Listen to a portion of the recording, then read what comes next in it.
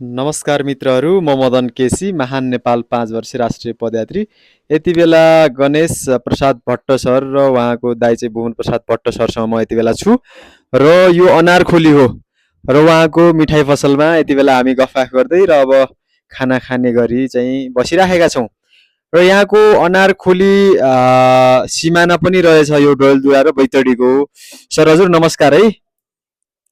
नमस्कार है हजुर। नमस्कार सर, नमस्कार। मेरो नाम भुवनराज भट्ट हो। हजुर, यो ठाउँमा 2085 सालदेखि म यो ठाउँमा बसेको हो। हजुर, मलाई अब 30 वर्ष जति 33 वर्ष जति भयो अनारखोलीमा बसे। हजुर। अब यसको नाम अनारखोली रहन कसरी गयो भने पहिला यसमा जङ्गल घुरा घोर जङ्गल थियो। हो। त्यो जङ्गलमा यहाँ खालि बाघ भालु चितुवा मात्र बस्थ्यो कि मान्छे आउँदैन थियो। हजुर। फेरि बिस्तारै उताबाट यहाँ रोड आयो।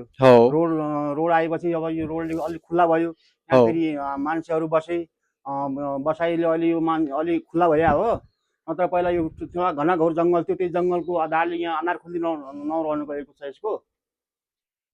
अनारखोली नाम चाहिँ त्यसरी रहन गयो र हामी चाहिँ यहाँबाट नजिकै अब चाहिँ घनघसियाको जङ्गल अथवा बाटो होइन त, उकालो ओह्रालो बाटो पनि छ यहाँ।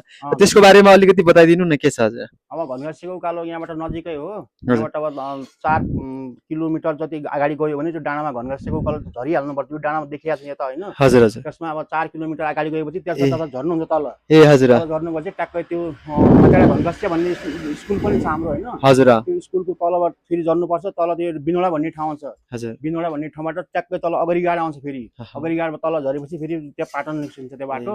हजुर। प्रख्यात ठाउँ पहिला घनघसियाको। हजुर।